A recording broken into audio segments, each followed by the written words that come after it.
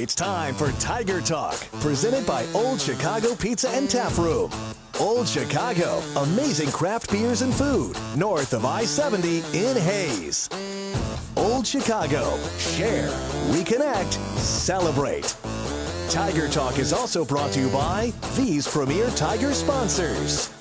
Golden Belt Bank of Hayes and Ellis, providing the best in-home loans to the Tiger community since 1920. The Hayes Med Orthopedic Institute, part of the University of Kansas Health System, and the official physicians for Fort Hays State University Athletics. The certified public accountants of Adams, Brown, Barron, and Ball.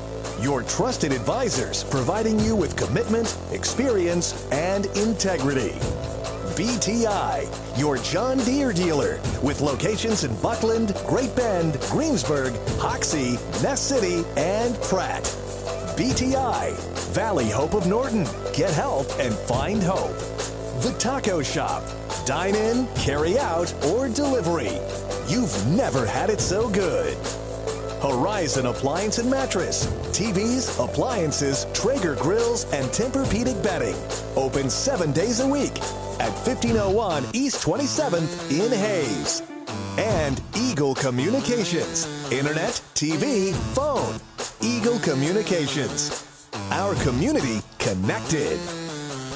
And a good Monday. Welcome into Tiger Talk. Gerard Wellbrock with you. I'll be joined shortly by head women's coach Tony Hobson. Men's coach Mark Johnson will be along a little bit later on in the program as we talk some Fort Hays State basketball. A very successful week for the Tigers as they open up MIAA play, both the men and women, with wins over Nebraska Kearney and Emporia State to start at 2-0. Now get a little bit of break from conference play until after the first of the year, and then it's all MIAA the rest of the way. We're at Old Chicago, where we record the program over the noon hour on Mondays, so make your plans to join us next time here for lunch at Old Chicago. They've got great pizzas with dough made fresh daily. Old Chicago Pizza and Tap Room, north of the Interstate in Hayes. We bring in now head women's coach Tony Hobson. They got a couple of hard-fought wins. We talked about it last week. Knew it would be. Beat the Lopers of Nebraska Kearney 62-53, and then pulled away late to knock off number 24 Emporia State 84-74. Two hard-fought wins, and boy, if those two are any indication how it's going to be in the MIAA, and you look at some of the scores, it may be cause a few more gray hairs for you and some anxious moments, but should be a fun conference race. Two really good ones to start off with for your gals. Well, it was, and they were, like you said, both hard fought. I thought we played a little bit better the second night against Emporia, and we certainly needed to, but it isn't like we were really bad against Kearney. We didn't shoot the ball very well, and we kind of a little one-dimensional because T carried us so much. But she's capable of doing that. And I thought defensively, I thought Kearney was a little more sound, little less risk-taking than Emporia. So Emporia, they'll make you look really bad, or they might give up a layup. So it just was two totally different games, but I like the outcome of both of them. And I think our game on Tuesday helped us for our Saturday game, just kind of getting us back into tough games and knowing how conference is going to be. And Kearney, like we talked about it in the pregame, Kearney has played us tough, even when we were quite a bit better than them, I thought. Or even when, last year they had a really nice team and gave us our only home loss. So they've played us tough. They're always really prepared for us. And I think for them, we are their real rivalry game, and I think eventually it'll be back as a good one for us too. After they're kind of recouped from and recovered and got the program turned around like they're doing right now. I think after a few years of that, we'll be back with them as far as rivalry games. Right now, Emporia is, because the last 5 years we've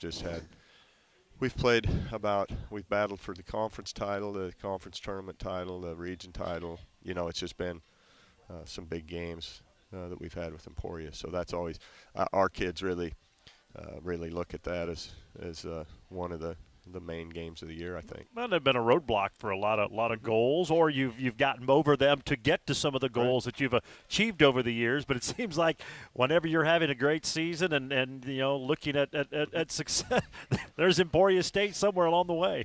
Well, it comes down to they either get us or we get them. Yeah. And we've got them a couple times. They got us in the region. They got us in the conference tournament finals one year. So, it doesn't matter where. If you're going somewhere that's worth going, it seems like Emporia's there to greet you, and you either have to go through them or you turn around and go home.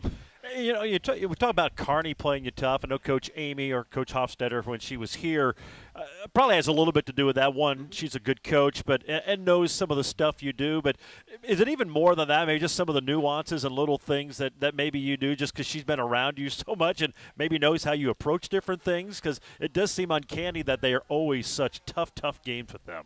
Well, I don't know, because I just think that as coaches, generally I don't so much, but I think a lot of coaches, they think that they have way more control over things than they do. It comes down to whether your players make shots and whether they pay attention to the scouting report and whether they take care of themselves between games. I mean, players win games. Players lose games most of the time too. So, but I do think that she gets them up for the game, and I think she knows the history of the series better than most, and how we, had beaten them 16, 17 times in a row last year. I'm sure she preached that. And she probably, she has a better idea of how I like to, we usually try to start games by going inside, and trying to go right at them. But, a lot of people do that, and you could find that out by watching film. Yeah. So I do think that, I think they're prepared for everybody they play. I just think they do a good job, and that they're always ready to play us. And I think their kids take it a little more personal, because it used to be where we had a lot of Nebraska kids. So I think that probably has more to do with it than most things. Well, it was a good win, good start to conference play. We'll talk about it in a little more detail as we move along the program. Again, Tiger Talk brought to you, recorded over the noon hour at Old Chicago. So make your plans to join us next time here at Old Chicago for lunch. Of course, you can stop by anytime. Old Chicago, burgers, sandwiches, salads, distinctive taproom fare. It's Old Chicago Pizza and Tap Room. Serious craft brews, seriously good food. We will take our first break. We'll come back and chat about the two conference wins to start off MIAA play for the Tiger women right here on Tiger Talk on the Tiger Sports Network, built by Paul Wertenberger Construction. I'm Patty Stoll, broker-owner of Coldwell Banker Executive Realty. We want your dreams to become a reality.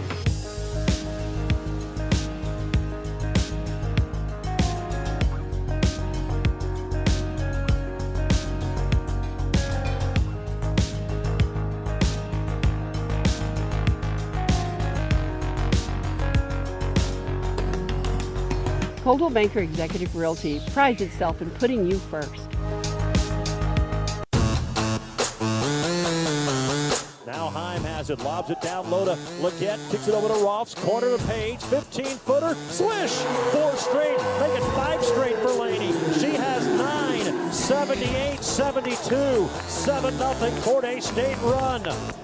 That was some of the action from Saturday afternoon at Gross Coliseum. The Tiger women was part of that little late run that got them over the hump and knocked off the Emporia State Hornets by 10. Welcome back into Tiger Talk. We're recorded at Old Chicago Pizza and Tap Room. Do it over the noon hour on Mondays. Of course, you can order online anytime from Old Chicago. Go to oldchicago.com, and they make your to-go orders a breeze. Old Chicago, your craft beer authority north of the interstate in Hays. I talked about a grinder with Kearney, kind of first time you've been in one of those for a while, and they were completely different games. That was more defensive, lower possession, really had to work, and then you come back on Saturday, and I know teams were trying to play defense, but the ball was going in the basket, and it just had a little bit more flow, and I'm sure for the fans, I mean, those are fun to watch, but two different type games, and it's good to see your team can have success and find ways to win regardless of how that style ends up being in those contests. Well, that game Saturday, they just,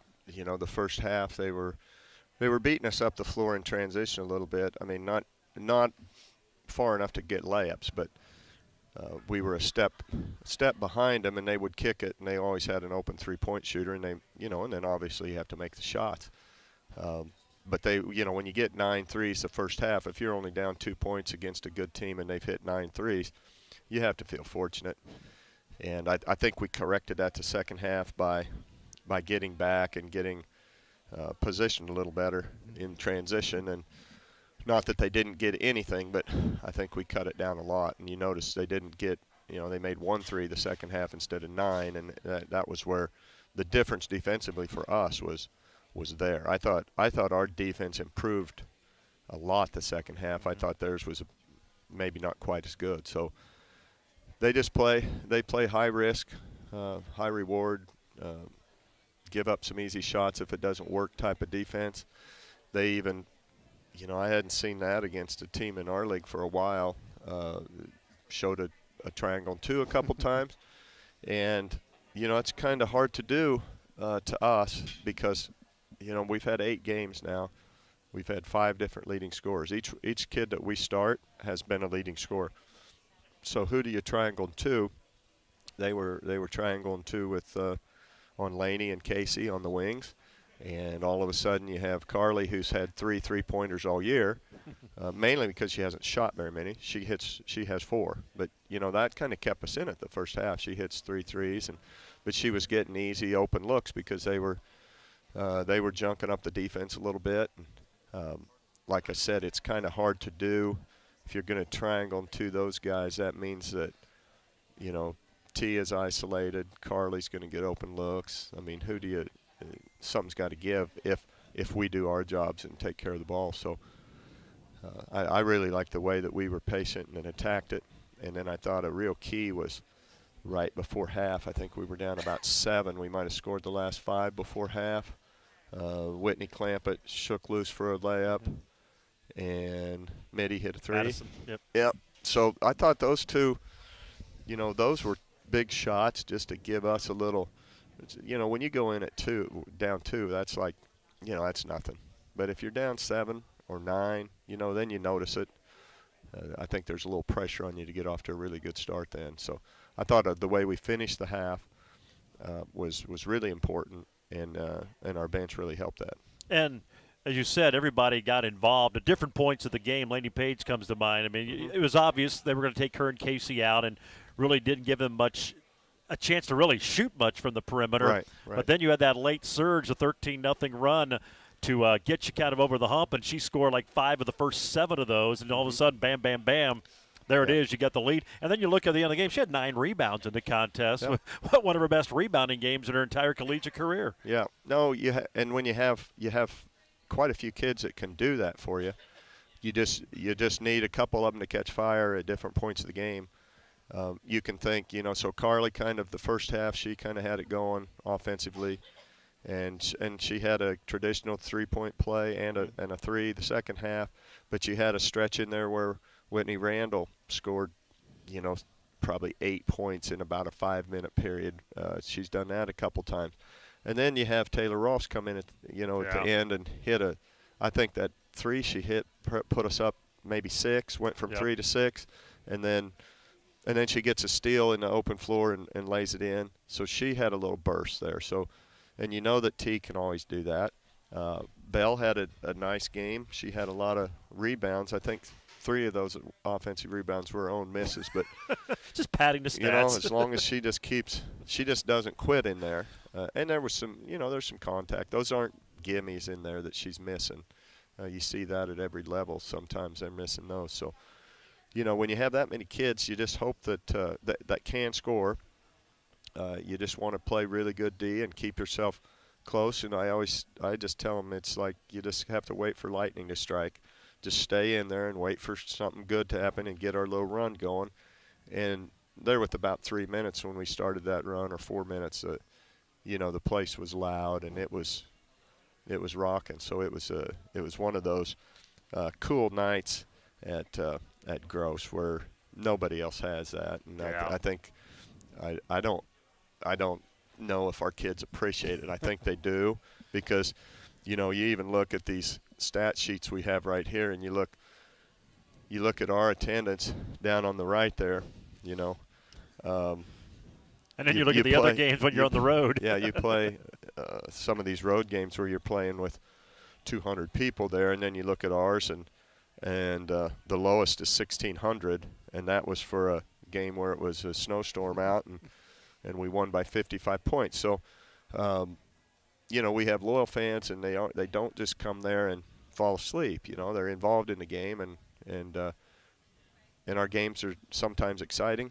And boy, it was. Both of those games were good, solid games, and good for fans to watch, I think, and our kids responded well. Yep, Tigers got a couple of nice wins. They're still undefeated, 8-0, and more importantly right now, 2-0 in the MIAA. We'll talk more about the week. It's finals week this week, so not much action as far as games go. The Tigers will be back in action on Friday, and then back in action 1 week from today when they wrap up their pre-Christmas schedule. We'll talk about all of that and more when we return. Tiger Talk recorded at Old Chicago Pizza and Tap Room over the noon hour on Monday, so be sure you check us out next show. And a programming note, we'll be off for the next 3 weeks because of the game Monday, and then everybody away for the Christmas and New Year's break, and then we'll get back at it here on the program on January 7th after the Tigers have a big road swing to start the new year. Of course, you can always check out the late night specials here at Old Chicago, starting at only $3. It's Old Chicago, your pizza and craft beer authority. We'll take another break, be back with more on Tiger Talk here on the Tiger Sports Network, built by Paul Wertenberger Construction.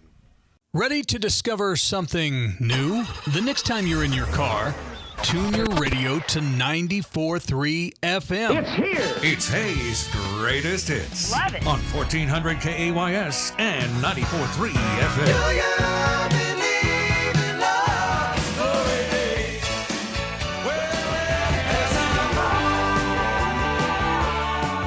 94.3 FM, KAYS. Go ahead, check us out.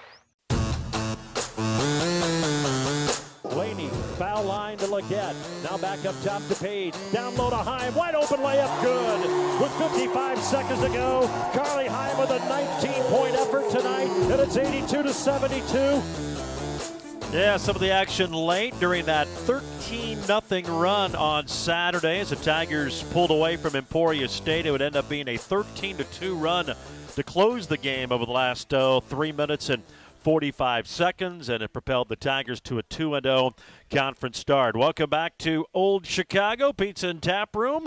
We're recorded over the noon hour on Mondays. They invite you to join them for their happy hour 3 until 6, Monday through Friday at Old Chicago Pizza and Tap Room. Serious craft brews, seriously good food. The Tigers off to that 8-0 start, and good balance. It's someone you kind of touch on different every game, but Tatiana Leggett, back-to-back double-doubles to start conference play, and maybe not the traditional way. She was 3 of 11 from the floor against Emporia, 6 for 12 against Kearney, but her free throw shooting 11 for 12 against the Lopers, a 9 for 10. I mean, they're still making it difficult, but she's going up there hitting a free throw. So in a sense, it's like making the baskets. She's in her typical tough rebounding self, but really getting it done right now here, going after it here, her senior campaign.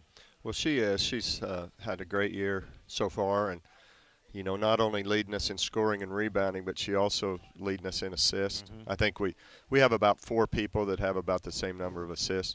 And that's the thing I really liked the other night when against their zone was how we passed the ball. And we're really playing unselfish basketball. But getting back to T, you know, she's kind of our trump card. You know, I mean, she's athletic enough to play against anybody.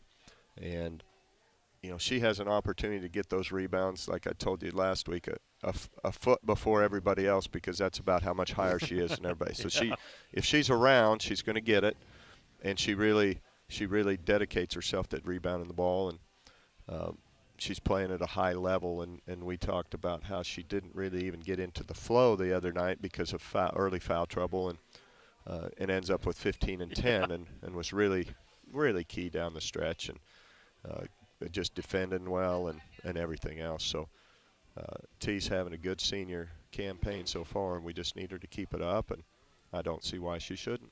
All right, interesting week this week. It's finals week, and obviously and you see it every year at the end of the season when all the academic honors come out. Your team always right there with everybody, so they take that part seriously.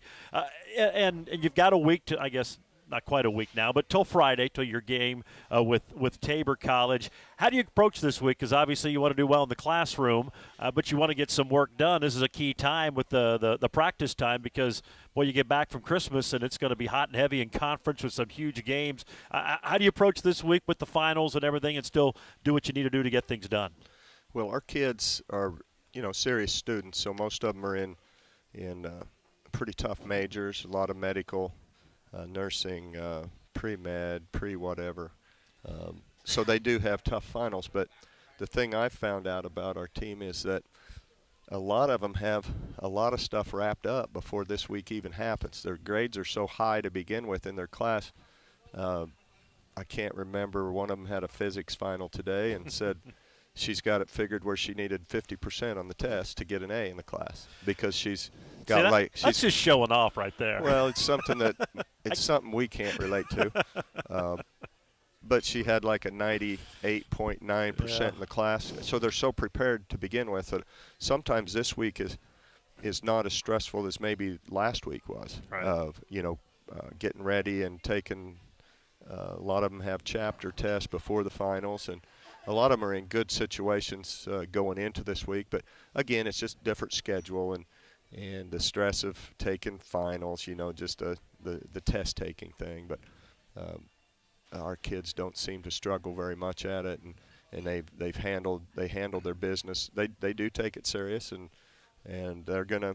We don't ask them to miss practice or we let them miss practice if they need to take a test. We don't ask them to miss anything, and it's just a different week. But I think most of them are in pretty good shape, not too stressed out about it because they're in such good shape to begin with, and that's a big key. Like I said, I don't know how that works or how that would feel personally. My daughter always did that too, and I never understood it.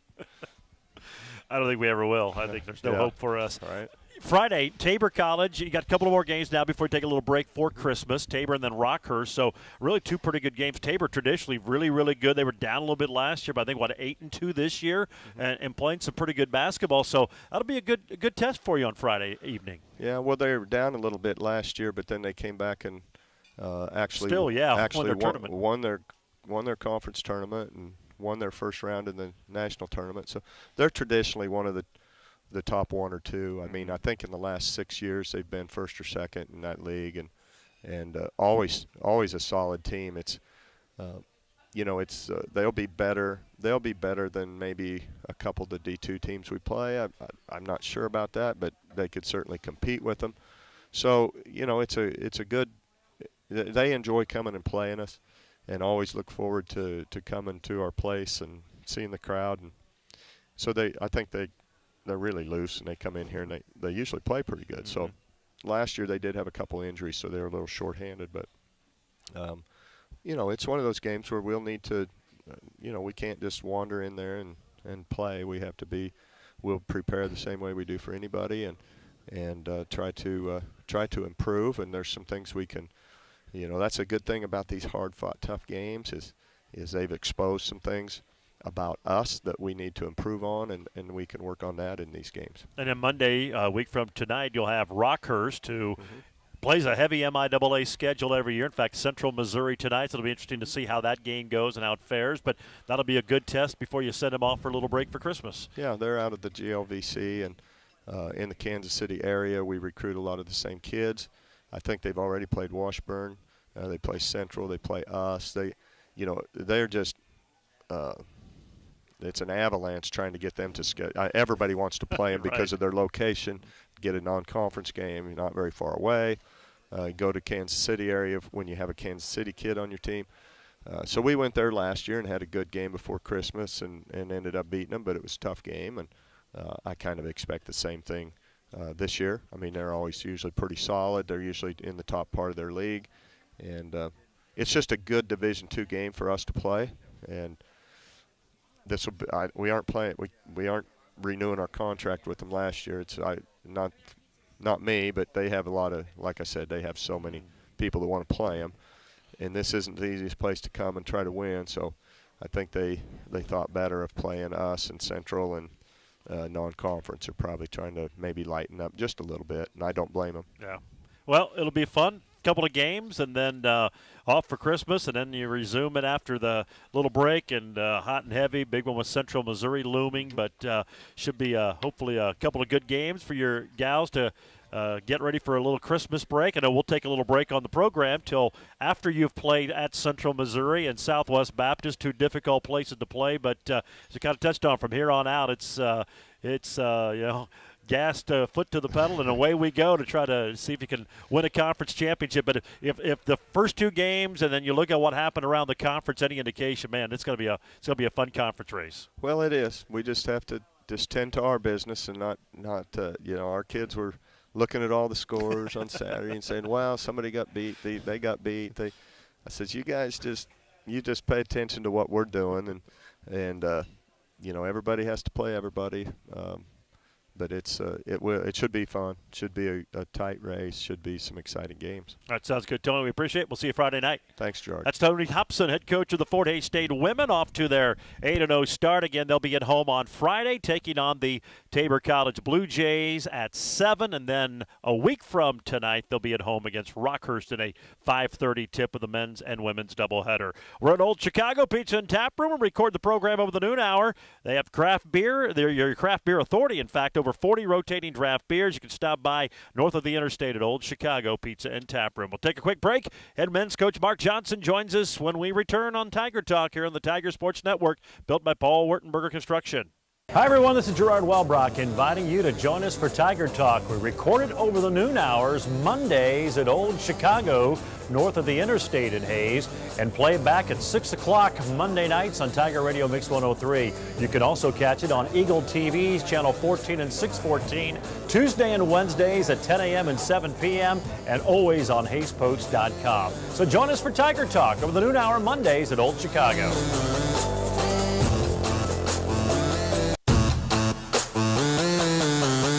Here's Kinnaman, gets a screen from Worth, dribbles left wing, now to Cooper, far wing Nicholson, shoots a three, we're tied! Aaron Nicholson from the right wing knocks in his second three of the game. He has a dozen. Timeout Tigers, 2 minutes to play. We're deadlocked at 71. And welcome back to Tiger Talk. That was some of the action from last Tuesday. The Tigers with a hard-fought 3-point 76-73 win over Nebraska Kearney. Came back and won another hard-fought game on Saturday, beat Emporia State 86-78. We're at Old Chicago Pizza and Tap Room, home of their World Beer Tour. 110 beers from around the world. You can ask for details the next time you're here at Old Chicago and begin your World Beer Tour. Old Chicago Pizza, your pizza and craft beer authority. Mark Johnson, head men's coach, joining us now. A big shot from Aaron there to tie that game up late against Nebraska Kearney. You go on to win at 76-73, and then an equally challenging game against Emporia State. We just talked with Tony Hobson, and boy, if those are any indications how the conference is going to be this year, we're in for quite a show. But two hard-fought, and really kind of, you hate to say it for your first two conference games, but they're at home, kind of must-win games for you, and your guys responded and found a way to win them both. Yeah, I mean, if we're going to be any type of factor in the conference as we move on here, whether it be the midway point or at the end of the season, we had to win those two games. You know, winning on the road in this league is so challenging and so difficult, and I think the two teams we had coming in are good teams, but those are two teams that, I don't know if they're going to be competing for the league championship, and the fact that, Northwest Missouri, Southern, Washburn kind of looks like the three teams right now that are going to be there. So you feel like, we had to walk away and find a way or come away with a win in these two games. Well, and you certainly found a way to do that, and went about it different ways. Obviously, the Kearney game, Brady Worth stands out, and then we talked about it after the game. He stayed out of foul trouble, played a career-high 38 minutes, scored 27 points, and was a huge factor in that game against the Lopers. Yeah, he was. They had no one that could match up with him physically, and he's our guy too. I mean, that's who we have to play through. We've got to get him going in the post and have him score, and hopefully that'll open up the floor and opportunities for everyone else. And again, like you said, a big part of that was he was out of foul trouble. He played 38 minutes. He only had 2 fouls for the whole game, which really has been quite unusual for him the entire season. He's been in foul trouble, seems like every game. And then late in the game, because of that, because of his ability to score and all the pressure he was putting on the defense, it opens up the floor, and Aaron Nicholson gets a wide open look. Give him credit, he made it to tie the game, and then Kyler Kinnaman gets a wide open look to put us up 1 late in the game. And then Marcus Cooper had a couple of really big defensive stops that kind of isolated his man against him, and he just did a great job on the Coster kid, didn't let him score, and then he hit 2 free throws to kind of ice the game. And then they get a last chance to tie and put on some pretty good defense. They had a 3, but enough pressure where you weren't going to foul, but didn't make that just an easy shot for them. Yeah, I didn't think our defense was real good against Kearney until the final 2 minutes. I thought the last 2 minutes they didn't score a point, but up to that point we didn't guard quite as well. And part of that is, too, I mean, we're not doing the things we need to do. We're not guarding as well. We did against Emporia. I thought we did a good job, but also at times we're just, we're a little bit unlucky. We're catching teams that are playing really good and shooting the ball extremely well. You watch how well that Kearney shot against us, and then Thursday night you're watching a game because we're playing Emporia next, and really felt like Kearney might have got even better looks against Emporia on their home floor than they did against us, and they just missed. Sometimes it comes down to that. You feel like you're playing poor defense because they're making everything. Sometimes you may fool yourself and think you're playing pretty good defense, and you're really not. They're just missing, and we just right now haven't seemed to get enough teams to miss early on in the season. Yeah, they had 12 threes, certainly a big factor, going 12 for 26. And then Emporia Saturday, another fun up-and-down game, a lot of points scored. And Malik Kalechaweki, their point guard, he's a load. I mean, he just gets to the basket. And I think coming into that game, they shot 110 more free throws than their opponents. And they really make it tough, and they get to the basket late in possessions, put a lot of pressure on the officials. I mean, there's a reason why they get so many free throws every game. Yeah, and you look you throw on top of him the Julius Jackson kid. I mean, I think he got to the foul line 12 times. They spread you out, and really that game, really big part of that is Brady in foul trouble. You look at the opening play, we're on offense, and they make a nice defensive play, knock it away. He's got to let that go and just get back on defense. Instead, he reaches for it, gets a foul. That just can't happen. And he had to sit basically the entire game, and that is a big factor for us. Really played through foul trouble the whole first half and found a way through it. And, Marcus Cooper had a big game, and I thought we guarded pretty well outside of them getting to the foul line. And that's just the way they guard, the way they play. Like I said, they spread you out. We had a hard time keeping them in front of us when we did. We fouled at times. On their end, they don't really, one thing they do, they go down and double team the post, so you have to kick it out. So there's not a lot of action at the basket, so they don't get fouled. And then, quite frankly, at times they're not the most physical team on the drives. I think their really big key is play without fouling. So I was like, all right, guys, just go to the rim and go up strong. You're not going to get much resistance because they're so concerned about not fouling, and that's their philosophy and that's their style of play. And we've probably over the years are opposite. You know what I mean? You don't get cheated. Yeah, I mean we're in there to play physical and play hard, and at times to our detriment it hurts us, especially the way they're calling the game nowadays, and the games being called where they really don't want you to play physical on defense and all that. And so we got to do a better job of adjusting, but at the same time not taking away our edge, and that was a big talk at halftime. Guys, we got to quit fouling, but that doesn't mean back off your intensity and your toughness and all that, and sometimes that can be a little bit of difficulty. Your guys get so worried about not fouling that their intensity and physicality in the game kind of gets away from them. Yeah, I imagine for you as a coach, too, that's got to be a bit challenging to find that happy medium to do just those things, because, I mean, that's been Fort Hays State basketball for a long time now, the toughness and physical nature. But you're right. The way they're changing the rules and how they're emphasizing just makes it. I mean, they want it to be an offensive game. I mean, I'm sure we look at football at times, especially in the NFL. Seems like the defensive guys can't do nearly the things they were able to do. And I think at times, like I say, yeah, they're scoring more points, but. I've always been a guy that appreciated guys that played hard, competed, and were physically tough. And at times we're getting more and more away from those people, which now it becomes just a straight talent game. Mm-hmm. And, I think there should be there's talent isn't just how athletic you are. Talent isn't just how well skilled you are. To me, it's a talent to be able to play hard. It takes a talent to be tough. It takes a talent to be physical. And we're kind of taking away those talents. Yeah. And I kind of hate to see it happen, but we do have to do a better job of adjusting. Well, Marcus Cooper had a big game, led you with 23 points in that game, 8 of 12 from the floor. hit some big free throws, and that was a big. I mean, you hit your free throws down the stretch, and close games, and you get in a conference, and you said it afterwards. It's so true. It seems like most of the games come down to the final 2-3 minutes, 2-3 possessions. Free throw shooting huge. Marcus hit some, and then obviously Kyler going 6 for 6 in the last minute of the game. Yeah, Kyler was big. I was glad. I was happy for him. Like we talked about earlier in his career, he struggled at that at times, and he's a little more. He's definitely more confident now, being able to do that. And Marcus had a big game, and we need him to be consistent. And really, all of our games. I mean, for us, if the games aren't coming, if they're not close at the end of the game, that means we probably got whipped.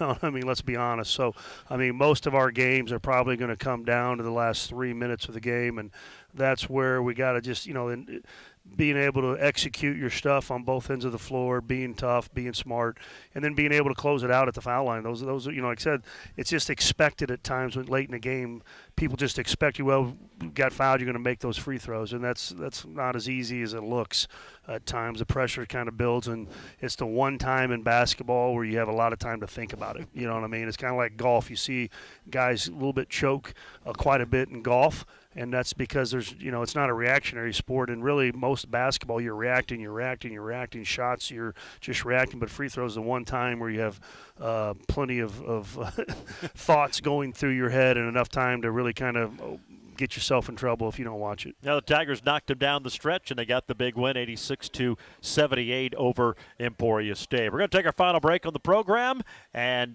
be back with more and wrap it up with head coach Mark Johnson as we continue here from Old Chicago, your pizza and craft beer authority, on Tiger Talk along the Tiger Sports Network, built by Paul Wertenberger Construction. As you plan for your business in 2018, advertising should be an important part of your growth strategy.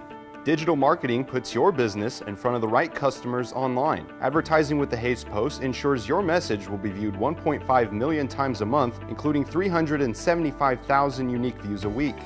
Are you ready to grow your business? Advertise with us today. It's affordable and it works. Call us today at 785-628-0467. Eagle Communications, our community connected. Here's Kinnaman with the screen. Dribbles it up top. Now left wing to O'Neal. Looking in low for Worth. Bounces it into Brady. Double team on the box. Kicks it over to Cooper. Wide open. Now to Nicholson. Right corner three. He knocked it in there. Aaron Nicholson with 13. And the Tigers lead by 4. 70-66. Cooper made the extra pass. Nicholson knocks into 3. Yeah, another big play from Aaron. Heard the first highlight from Kearney. It was almost the same identical play on Saturday, and it got the Tigers over the top as they went on to beat Emporia State. Tiger Talk recorded Mondays over the noon hour at Old Chicago, the place to watch your favorite football games. And while you're in, check out the OC Rewards program. It's free, and new members will get a free appetizer for up to $10 after their first transaction. Old Chicago, your pizza and craft beer authority. Yeah, Aaron hit a couple of huge threes in each game. It was almost the same identical. I think one was on the wing Saturday in the corner, and Marcus Cooper could have taken the shot. It would have been a good one, but he made that extra pass for an even better shot, and it paid off, and that kind of got you over the hump there against Emporia State. Yeah, it was a good unselfish play by Marcus, and Aaron's just quietly kind of had a good start to the season. He's averaging, 11, 12 points. He's shooting almost 47, 48% from three. He doesn't wow you with anything, but he's having a really good year for us so far, and that needs to continue, and kind of see his confidence getting where it needs to be, and being the player that he's capable. He's put a lot of – no one works any harder than Aaron to make himself a player. Like I said, he's not the tallest guy.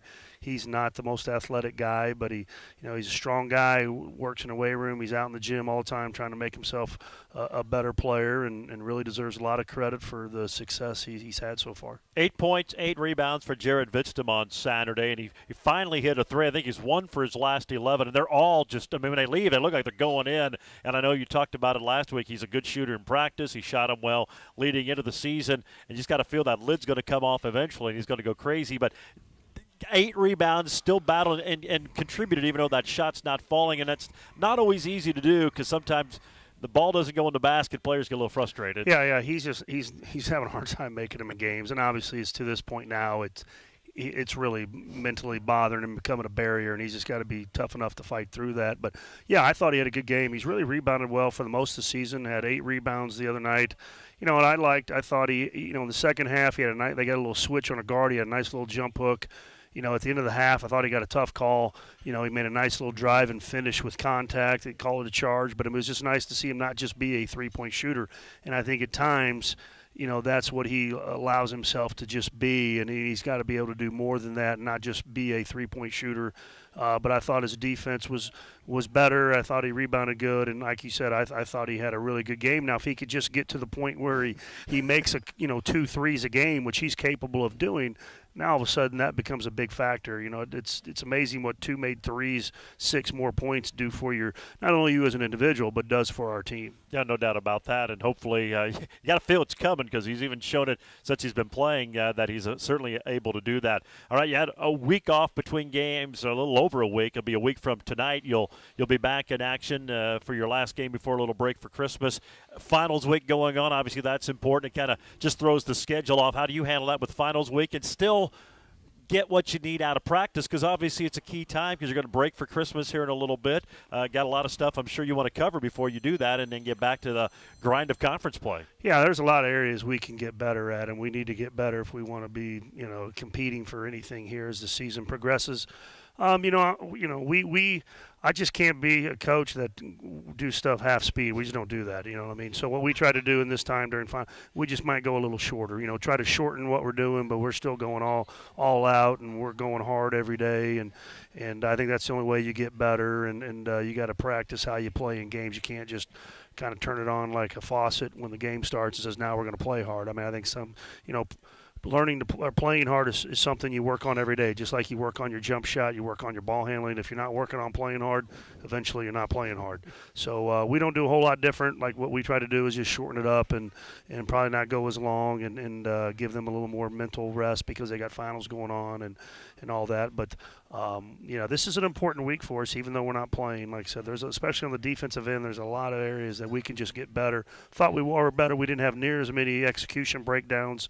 Our biggest problem against Emporia at times, we just could not keep them in front of them. They got around us at times, and then we fouled when they drove it too. So I think our guys in the past have done a good job with this week, and hopefully this year will be the same. All right, sounds good. Well, have a good week of practice. We will see you Monday night as you take on Bethel College here before you break for Christmas. Appreciate you coming out tonight. All right, thanks, Gerard. That's it, Coach Mark Johnson of the Fort Hays State Tigers. Again, they'll be in action next Monday, 7:30 with Bethel, second half of the men's and women's doubleheader. And because of that game, no Tiger Talk next Monday. So this will be our final program till we reconvene on January 7th here at Old Chicago. We certainly hope you can make your plans to join us. Hey, you can always catch the video replay of Tiger Talk Tuesday and Wednesdays at 10 a.m. and 7 p.m. It's on Eagle Cable's channel 14 and 614. And, of course, you can always watch the program online.